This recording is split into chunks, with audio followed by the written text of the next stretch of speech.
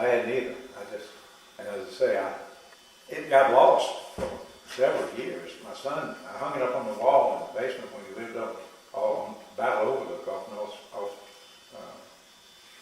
whatever. That was a big wall if it had. It was a basement that we enclosed for him, and it went the whole length of his wall, and we tied it up. And my daughter and my other son remembered it very well, and he slept there in the room all that time, and it ended up blocking it. But said, "Oh, I don't remember that." Fortunately, we found it about a month ago. Good.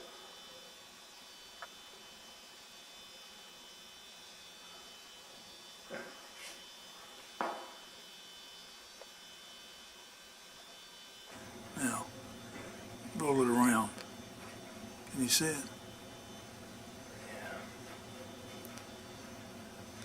Got it? We also do show that this is on here. Okay. Again, I don't. That's good. Okay, that's good. I would appreciate it. It may take another trip out here, or maybe I can come see you or something. I'll be glad to do that. I'm David Lawrence. It's December the 6th, Right. 2004. We're at the Atlanta History Center in Atlanta, Georgia, as part of the World War II Veterans History Project for the Library of Congress. And we're interviewing today Mr. Robert G. Watt, a native of Thomasville, Georgia, a graduate of VMI. He has some stories to tell. We started this video with pictures of a banner he obtained when they were closing the Ruhr pocket in Germany, and then a close-up picture of some Japanese swords that he collected while he was in the occupational force in Japan after the war. And we're going to turn it over to Robert and thank him for being here with us today, and let him tell us what it's like to go up in the Depression in Thomasville and how he got to VMI and into the military. So take it away. All right, thank you, David. Yes, I was born in Thomasville in 1922.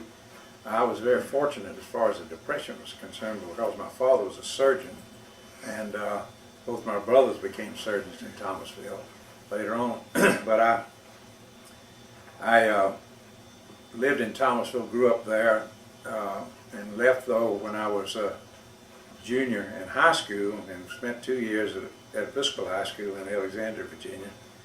And at the end of that time, went to VMI in fall of 1940. And part of the reason I went to VMI in 1940 was, one, the war situation in Europe looked like we might end up getting into it.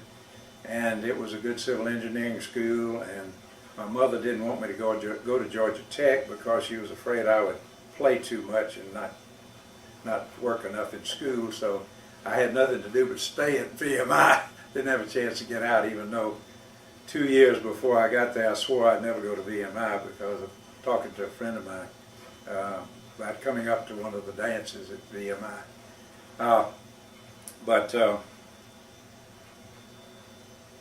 I spent 3 years at VMI, and it was kind of a rough time. If any of you have ever been in a military school, it's going through the rat line at VMI is a unique situation, and it requires a lot of self-discipline. But I was there for 3 years until first of all, in 1941, actually, when they hit Pearl Harbor on December the 7th, I was at school. It was on a Sunday.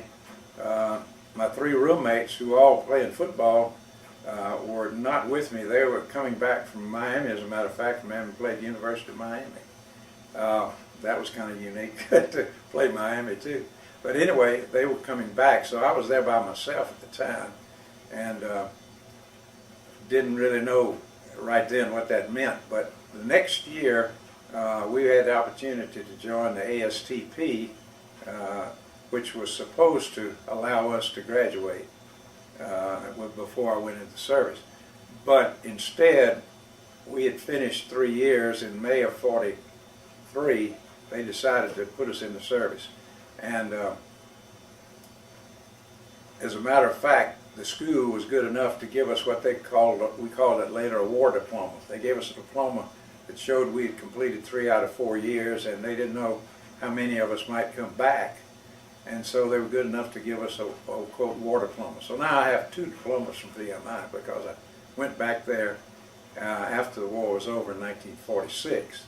But in the meantime, in in May of '43, they sent us to into the service in the infantry. I had been in the infantry at VMI, so naturally I stayed in the infantry there.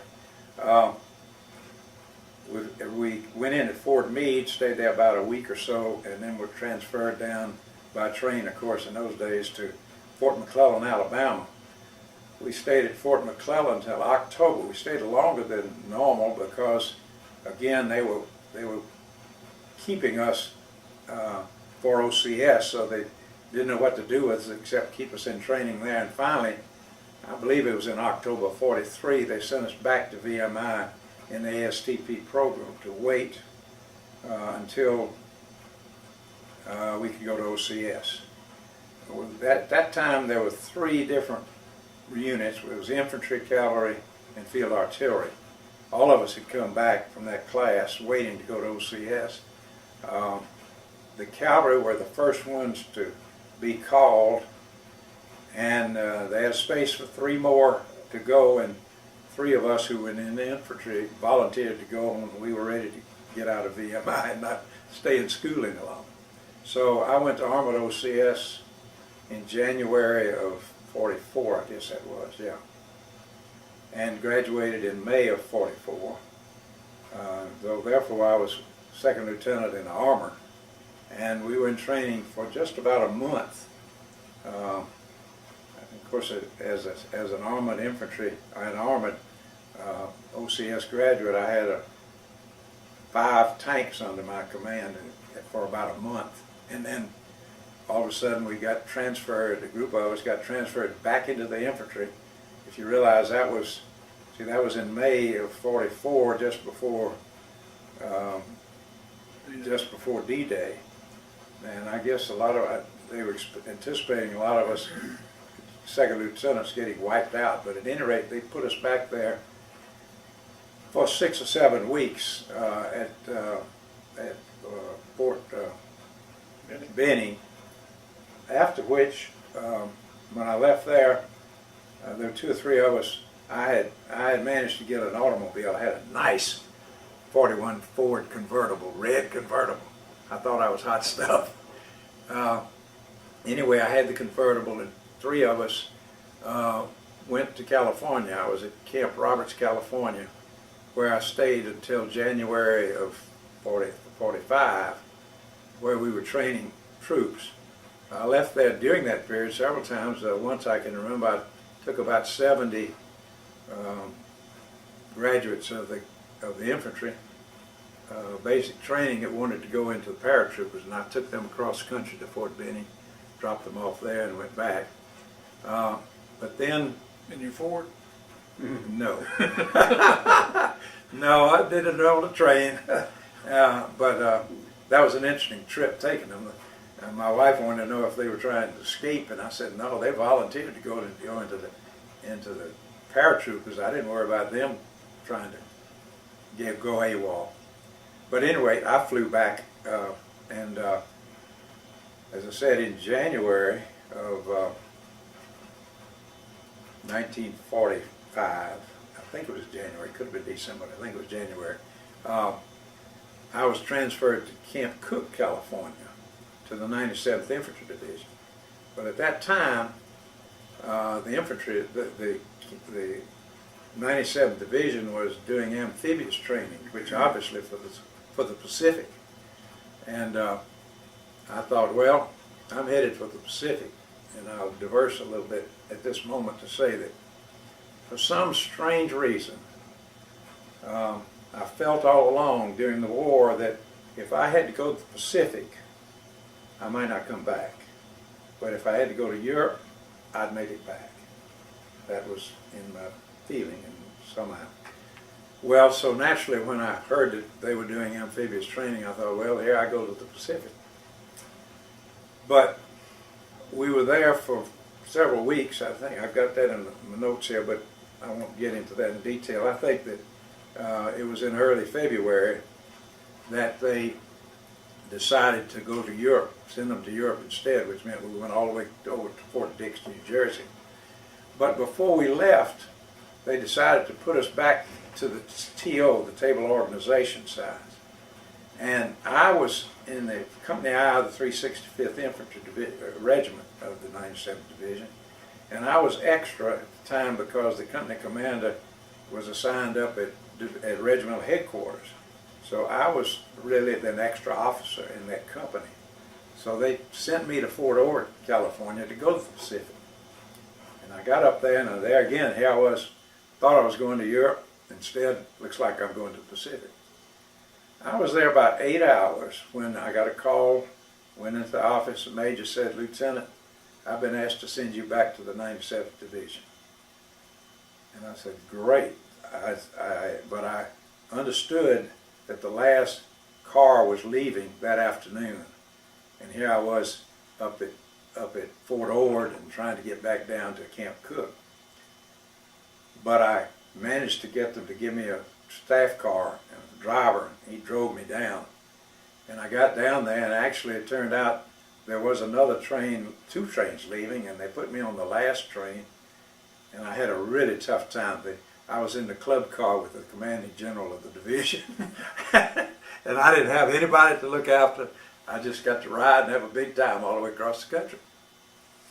It turned out, ironically, that, or providentially you might say, that the first lieutenant, who was the weapons platoon commander, developed scarlet fever, and they didn't have anybody to replace him. So as a result, that's why they called me back. So I came back, having been I had the 2nd platoon of the rifle company, so I had a rifle platoon when I left. But when I came back, I was in command of the weapons platoon of the rifle company, which was a little further back from the front. But at any rate, we then left on the 17th of February. I remember that so well because that's my birthday. And because they, of course, wanted us to be very careful and not give dates and that sort of thing as when we were leaving and where we were going, I wasn't supposed to tell anybody that I was leaving on the 17th. So I put in my letter that I wrote to my mother that it was a very memorable day for me to leave, and she never caught on. I should have used some other terminology, I guess, about my birthday. I don't think they would have minded. But at any rate, so we left on the 17th. It was a pretty rough trip over there. It was being in the wintertime. Quite a few of our guys got sick, and I had the wonderful job of being mess officer. And I'll never forget standing down in the mess hall with my tummy being a bit squirmy too, and having one of the guys with his mess kit come up to me and said, "Lieutenant, where should I put this?" And I looked down, and he had thrown up in his mess kit. And I said, "I don't care what you do with it, but don't show it to me anymore." But we then landed in Le Havre. I guess it was close to the 1st of March. And we stayed, let me see if I can find this in here. I've got some dates in here that might be helpful. Hold that up, Bob, and Yeah. show them what you got there. This was a 5-year diary. Actually, I just used it for 1 year. But let me look at it a little bit because it will be helpful a little bit, some of the things that I've noted in here.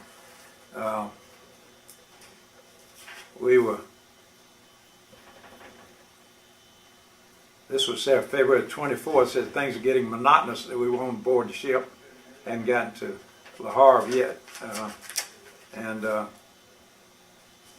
There was one day I know we heard some explosions and figured a submarine must have been, they were dropping some bombs, things on the submarine.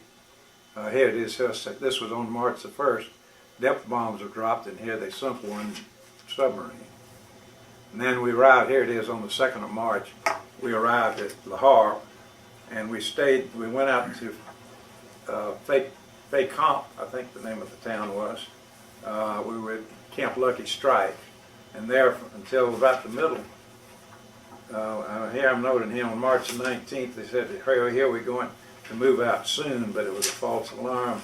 And we set out on March 25th, so it was fairly late during the war, where we ended up getting on those old 40 and 8 boxcars, and we got within about 8 or 10 miles of the town called Neuss, N-E-U-S-S, which is on the west bank of the Rhine River opposite Dusseldorf. And we had to walk about 7 or 8 miles with the field full. We field packed, and I had a notation in it. 30 of my guys dropped out. That is, 30 in our company dropped out. We couldn't take it. I don't know why, but anyway. But we ended up in Neuss, and we were there for a few days when for some reason the 101st Airborne relieved us there, and we moved south down and crossed the Rhine River near Ramagen, where the Ramagen Bridge was, but not on it because by then it had been blown up, and we went across on bridges that the engineers had put in there. And we came up on the south side of the Sieg River, which was the border pretty well defined by the service, from which we would move forward to help close the Ruhr pocket. We had been with the 9th Division for a short time, 9th Army for a short time there when we were opposite Dusseldorf. But when we went across the river and were on the Sieg River, we were part of the 1st Army. And we stayed with the 1st Army until after we closed the Ruhr Gap, at which time we ended up with the 3rd Army. And we were with them for a while until the very end of the war in Europe, where we ended up back with the 1st. At any rate, we arrived, I think we managed to we crossed the Sieg River on let me see here again. Because this is the only place where I really saw any action, and we were fortunate that about everybody was trying to give up. All those Germans were.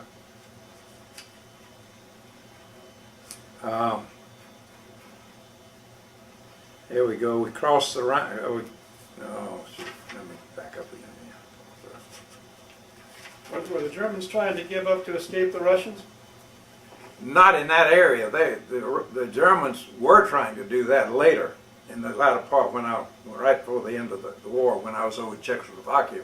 We were instructed not to letting them come in. We were west of Pilsen, in a place called Mies, M-I-E-S, is on the Mies River. I never found the town, but I wrote it down. That's where we were.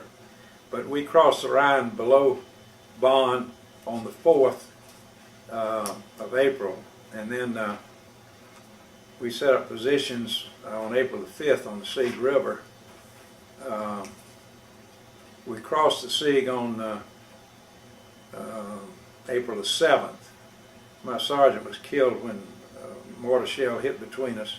I happened to be up on top of a railroad bridge crossing, and where the bank was, and he was down below, and the shell fell right and hit the ground right in front of him and killed him, and I didn't have a scratch on me. So let's see. And that night, though, we got on into a little village, and we captured 3 officers, 24 men, and 1 was a major at that time. That was the first little action we had, and it really didn't involve anything except that I mentioned earlier that I captured 1 corporal, I think he was, that had a .32 caliber Browning automatic pistol. Where it came from, I don't know how he got it, but that's what it was. Were you under much shelling at that spot? What's that? Were you being shelled at that spot? That was after we were shelled. After we were shelled around the bridge area, we ended up crossing over an open field, got into the woods, and that's where I ran him in. It wasn't too long after that we came into the little village where, as I mentioned, that we captured some of those at that point. Were you scared when you got your first shelling? Yes. I was nervous when we crossed the river, because the engineers had just put a line across, and they had these little pontoon boats, I guess it was, and we loaded the boats and they pulled us across the river. And I was a little nervous then, but we didn't have any, we were firing our guns, but there was nothing coming at us at that point. then I went across this open field and got to the parapet going up to the bridge of the railroad track, and that was when that mortar shell was the first thing I heard, I remember happening. And then we dashed across that open field into the woods. There wasn't very much action going on. In fact, to this day, I'm not absolutely certain that mortar shell was not one of ours from another regiment down the way that went that direction. I have no idea what it was. But then, let's see.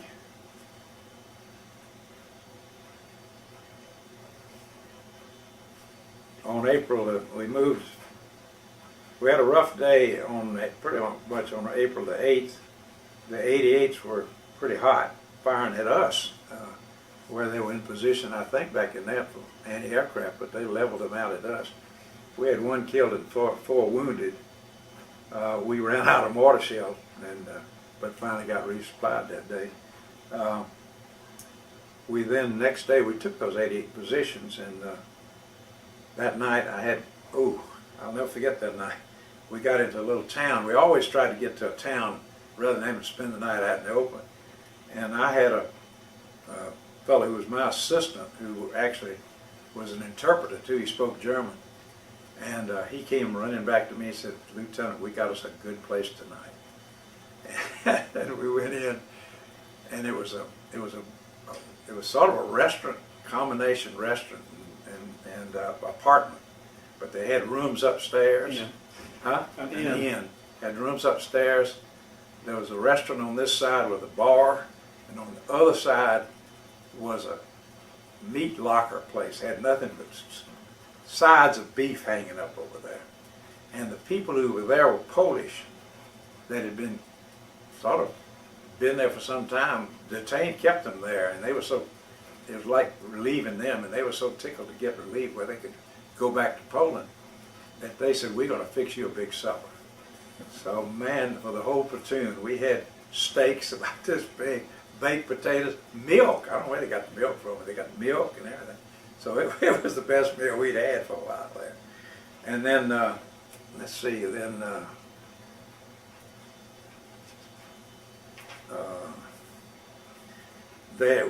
we got word on April 10th that German parachutists were supposed to counterattack, but they didn't.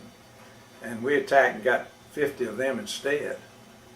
Then our men were getting pretty tired and lagging a bit the next day. At that point, for some reason, I was down to about 15 men in the platoon. There were only 3 guys in the weapons platoon, which made it a little short trying to 3 men per weapon in the weapons platoon. It made it a little short, particularly with the mortar trying to carry that much. But within the next day, by then it was, let's see here.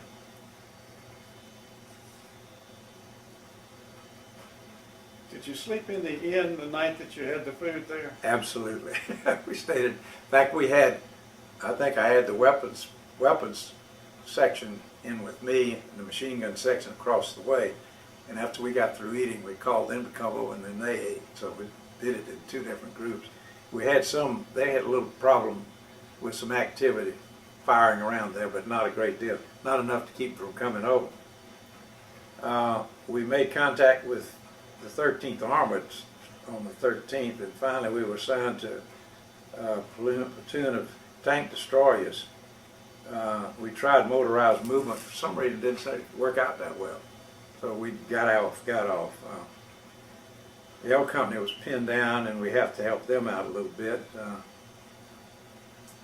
1st Battalion relieved us. We were, I've forgotten which battalion we were. The I Company, I guess that put us in about the 3rd Battalion.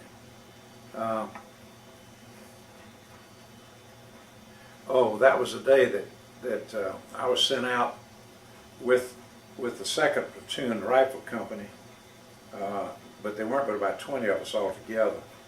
And this will show you how ready these guys were to surrender.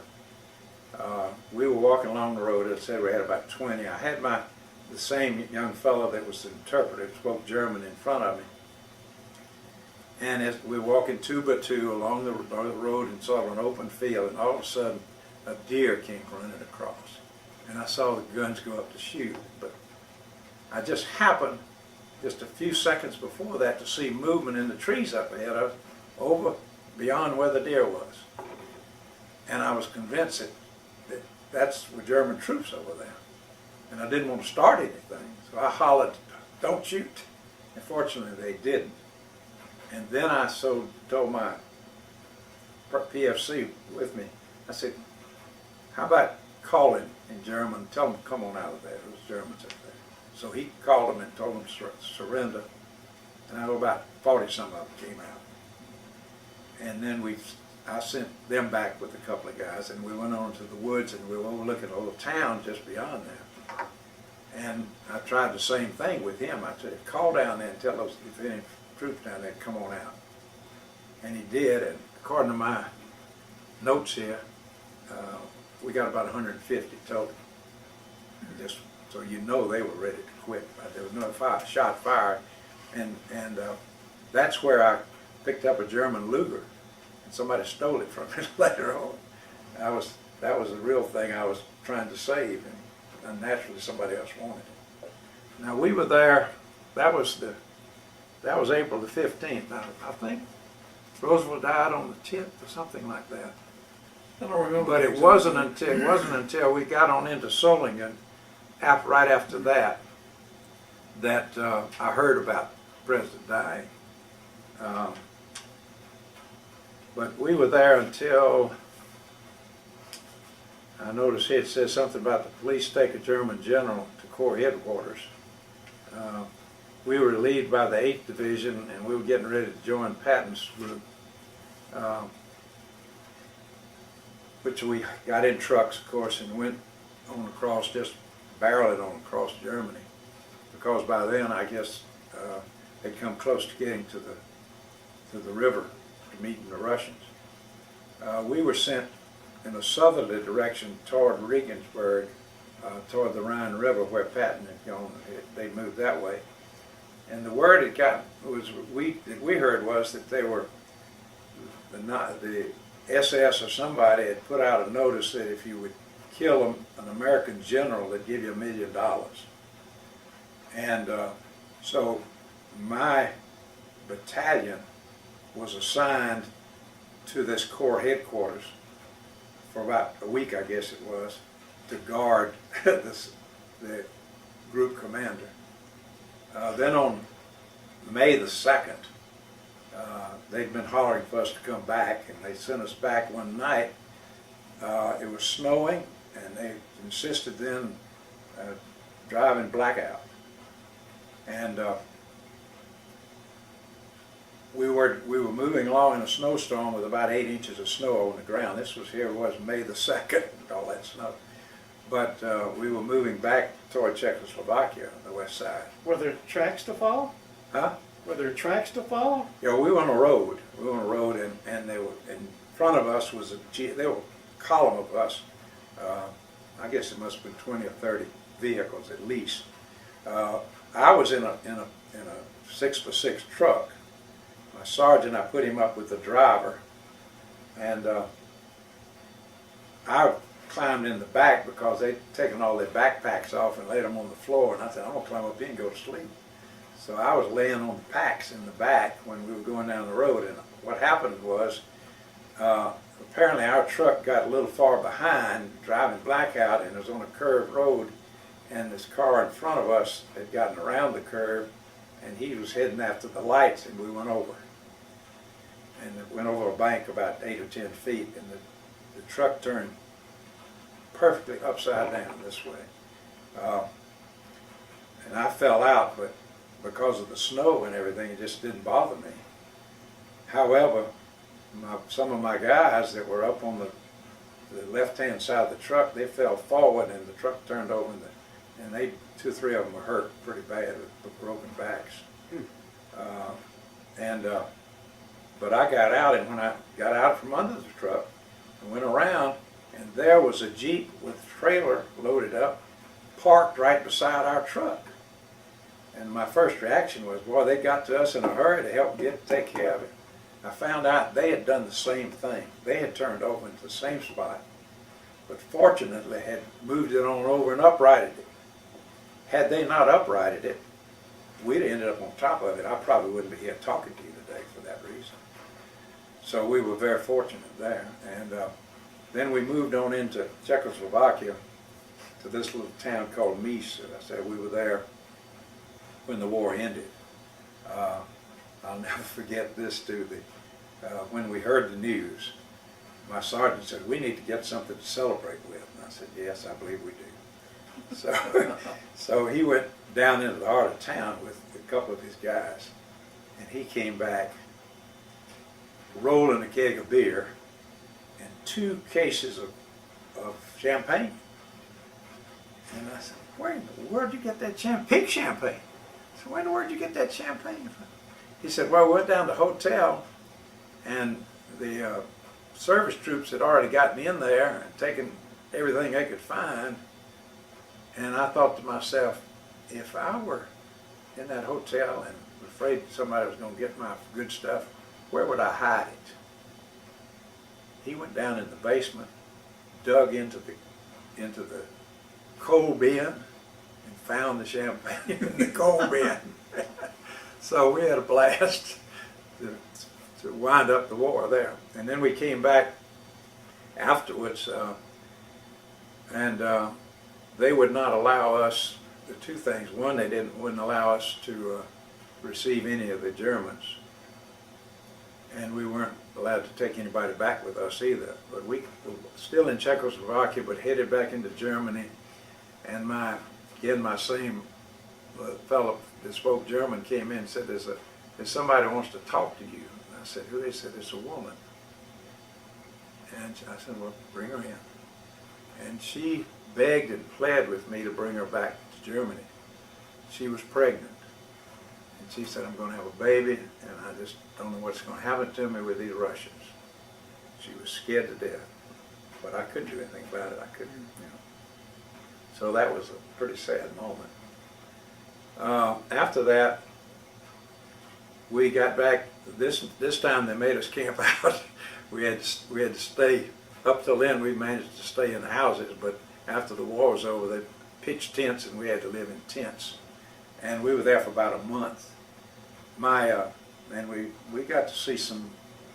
There was a big castle up on the hill. We got to go see a few things. One of my accomplishments during that period was I made ice cream for the troops. Now, I'll have to tell you how, I guess. When I grew up, in my early days, we used to have, instead of the regular ice cream churn, we had a churn in which you put the ice cream on one side and you closed it up, and you put the ice and the salt on the other side and closed it up, and you turned it back over, and it froze on the outside, and you open it up, and you take a knife and you slice it down in the middle, and then you turn it back over until you finally made ice cream that way. So I had the bright idea. We had a well, a refrigerator, which was nothing but a hole in the ground dug there, typical refrigerator, and we had blocks of ice. Didn't have anything to use it for because everything we had was canned. We didn't have any fresh vegetables, anything.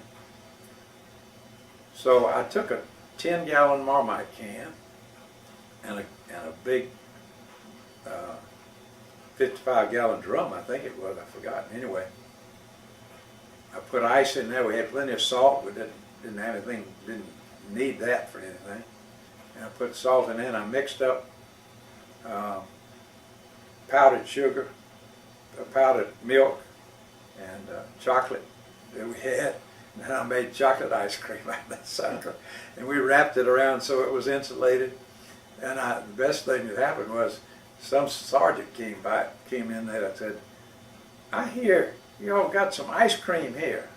And I was in fact, I think I was in charge of the mess hall. And I said, yeah, as a matter of fact, we do. Why? I said, well, the general heard about this and he wants some of it. So I ended up giving him a bowl of ice cream to go back to the general. That was my total accomplishment at that time. Then we left after about a month, and I think they were trying to decide whether to send us directly to the Pacific, going down to Marseille, or back, or to the States. How's that? We're fine, we got 26 more minutes. Oh, good, okay. They finally decided to send us back to the States. We ended up at Camp Lucky's. No, we ended up at Camp Philip Morris. They were all named from cigarettes in those days. Camp Philip Morris. The only thing significant I can think about then, except waiting to get on board a ship to come back to the States, my older brother, who was a surgeon, was getting married on the 9th of June, and I was scheduled to be the best man in the wedding, but I happened to be over there. And on the 9th of June, I had the day off and got to go into Paris. And that evening went to a dance, which later on I found my first cousin was at the same dance because we were matching dates and so forth. He was at that dance too. He was with the 69th Division. So I came on back. We landed in Boston on the 25th of June. They gave us a month off. Then we had to report back to Fort Bragg. Well, we reported back out here to Fort McClellan and went up to Fort Bragg. This is 45. Yeah, this was in 45, right after the war was over in Europe. But hadn't, and we got there and were there. In fact, let's see, I can give you the date, I think.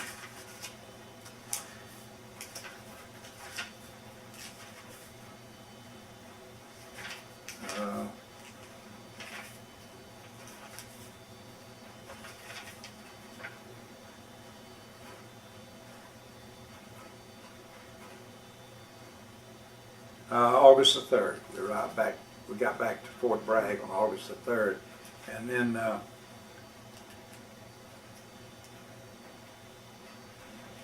we got, wait a minute, excuse me. Yeah, that's right. And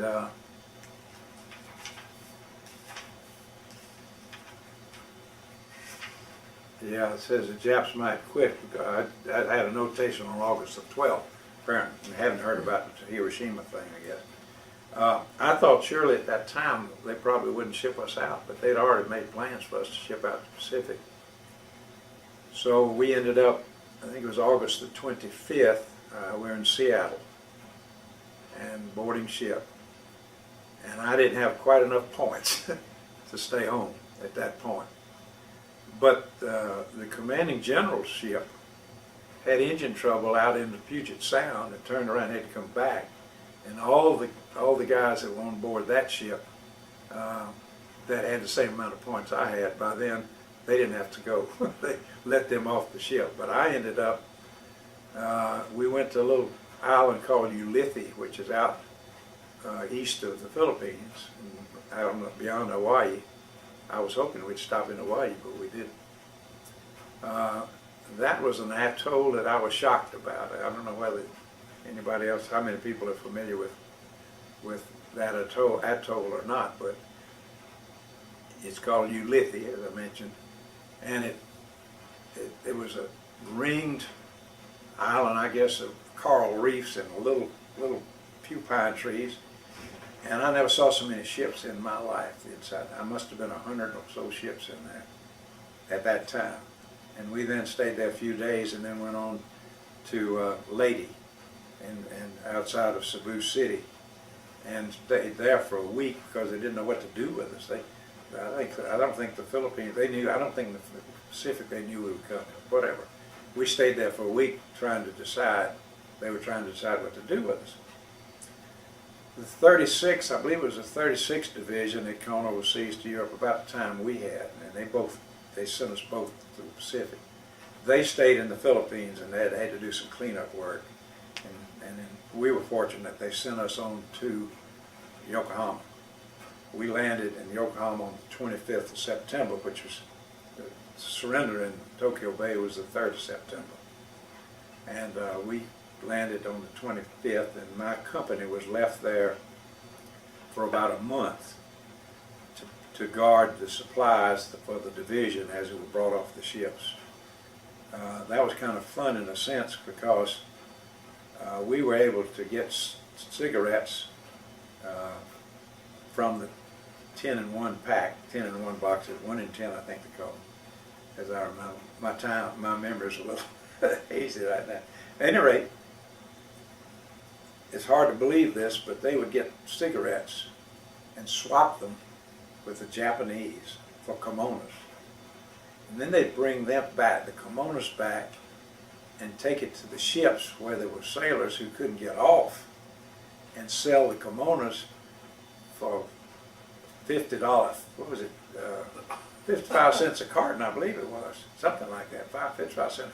They'd get the cartons of cigarettes, swap them for cartons of cigarettes. Then they go back and get kimonos, and this went back and forth, and I don't know how much money those guys made.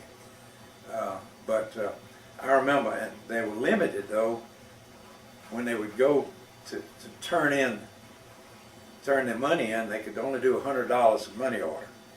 But they would go take their money in, and they would exchange it for yens, which at that time was 15 yens to the dollar.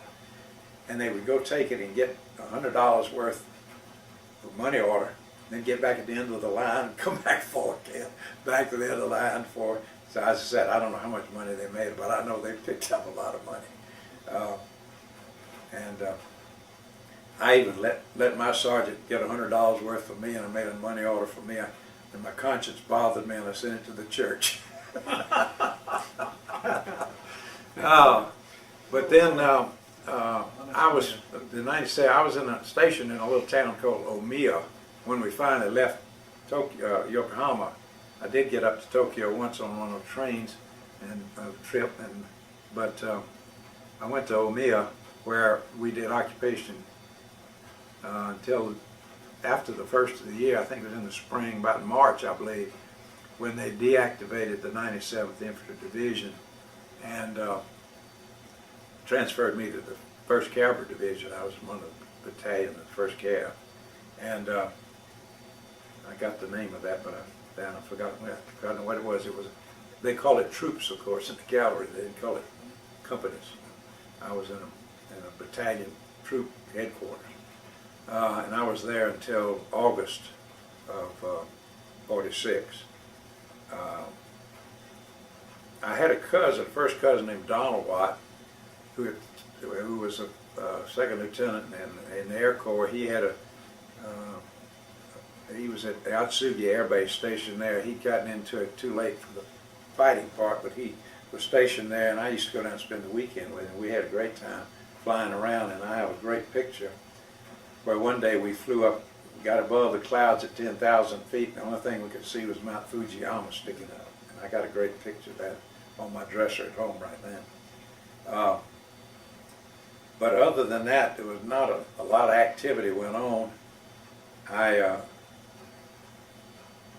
finally got out, came back to Fort Lewis, Washington, was separated there. That was one of the few smart things I did. By the way, I missed my first flight back, my first ship back out of Tokyo. I was Yokohama. I was scheduled to leave out of there in the early part of August, and I was so busy playing golf and up at this recreation center that I missed that first ship. But fortunately, I was at the head of the list on this next ship. The next ship happened to be one of the general ships. Quarters were good, and we arrived in Seattle. Seattle just one day behind the other ship, so it didn't hurt me a bit. The other good thing I did was I didn't want to, of all things, didn't want to have to bring some troops from Seattle, Washington to Atlanta, Georgia. I just didn't want to have to do that if I didn't have to. So I looked and saw where the furthest east point to get out, it's in Seattle at Fort Lewis, was Sioux Falls, South Dakota. So I told them I was from Sioux Falls, South Dakota. And so they separated me there. But then, at least I figured I'd get per diem and get paid to get to Sioux Falls. But right at the last person I talked to, they said, "Where are you headed?" I said, "Sioux Falls, South Dakota." He said, "Is that going to be your permanent residence?" And I thought, oh, he got me. He said, "No, sir, my permanent residence is Thomasville, Georgia." He said, "Oh, we give you a per diem to Thomasville then." Man, I got my money. I flew from Seattle to Atlanta, got home in about a day and a half, and had money in my pocket. So at least I did one good thing. After that, that was in the fall of '46, and I went back to VMI, and got my degree in 47 in June in civil engineering. Went to work in Atlanta for Plantation Pipeline Company for 11 years, working in construction part, and I also spent time writing on engineering equipment manual for the company. I don't know whether they still use that or not. But I was with them for 11 years, after which I decided I wanted to be a little more diversified. I wanted to be in the business of seeing where I'd see more people. And ended up going to court, working for Courts and Company until 1969 as a stockbroker, doing institutional business covering the Midwest, Illinois, Wisconsin, Minnesota. And that was pretty good business. There are a lot of good companies out there. And then in 69, though, Mr. Court sold the business to Reynolds and Company. I stayed with them, and Reynolds became Dean Witter Reynolds, and finally Dean Witter was bought out by Sears. And in 1988, I retired when we were still part of Sears, so I still have a Sears discount card. That's one good thing I got out of it. And so I retired in 1988. I got married if we go back a little bit, I got married in 1949. That was to my wife, who was Nell Hodgson from Athens. There were more Hodgsons than people over there, I think. But that was very interesting. That's another whole story. We don't have enough time to go into all of that. But we've been married 55 years now. We have 3 children, 4 grandchildren, and the oldest one is sophomore at Sanford College in Birmingham, and one's a junior out at Wesleyan School here, and the other 2 live in Driggs, Idaho. And Driggs, Idaho is an interesting place because the Men's Journal 2 years ago listed the 50 most popular cities to live in, the best cities to live in, under 50,000 population, like Jackson Hole, Wyoming, Williamsburg, Virginia, and all these places. Driggs, Idaho was number 1. Why? Lord knows. I don't know. But my son-in-law is a ski nut, and he runs a ski program to teach skiing and that sort of thing at the Grand Targhee Ski Resort, which is on the western side of the Grand Teton Mountains. A tough place to live. In the wintertime, they get 500-600 inches of snow though out there. It's just amazing. Well, your generation was very patriotic and willing to go to war, and we've seen a lot of changes after Korea and Vietnam and now the world situation. I'm just wondering what you feel about the world today and the spirit of America. Right before Pearl Harbor Day, a lot of America wasn't sure it wanted to enter the war in Europe. And yet, when the time came to go, everybody was willing to go. I'm just wondering what kind of reflections you have. Well, of course, there was a book written about us being the greatest generation, but it was certainly it was a total commitment by us all in World War II. I mean, everybody got involved with gasoline rationing, power rationing, and everything else. And right now, it's nothing like that. And I'm sad to say, I'm delighted that we have the commitment we have right now to stay in Iraq and finish it up. We need to do that. We've got to do that, and we've got to keep after it, I think. It's the only solution to it. But even so, we're running a lot of risk, and I think we could end up not being the leader of the world if we don't maintain our position and move back to a more conservative stand. I think in this whole country we're just letting everything go to pot in the schools. We can't even talk about God in the schools anymore. I saw the other day, I was telling Nell, here you have someplace in California won't even let them read the Declaration of Independence because it uses the word God in there. It's just absolutely ridiculous what's going on in public schools, I think, anyway. Your generation was spared the invasion of Japan because of the atomic bomb, and Yeah. you're threatened now with a world where more than one power has atomic capabilities. That's true, and it's become more and more dangerous, I think, and no question about that. I was so blessed about that because I mentioned to you about flying around with my cousin. And the day we flew up and saw Mount Fuji, I said, how about taking me down along the coast? I remember seeing where our unit was supposed to have landed here. And we went down and just along that coastline, just right on the deck. And there was nothing but honeycombed areas along there. We would have been slaughtered had we landed there. But we were scheduled to. Now, we would have done it, I don't know. But it's a totally different situation now, apparently, with you don't have to have the kind of troops we've had before to fight this situation. It looks like we got a lot less to me, at least in Iraq. The equipment every one of those infantrymen had is just unbelievable compared to what we had. Did you get to see Hiroshima or Nagasaki when you were flying around? No, I did. One time I took a group of Korean prisoners by train over to Osaka, I think, someplace like that. Let them off, and I'll never forget getting off that train and seeing people lying along the railroad in the station, just lying there. And I asked questions about them and said, well, they can't get up because they're too weak. They're dying right there. They just don't have the food. They're dying. And that was a shock to me to see some of that going on. And that wasn't even at Hiroshima and Nagasaki.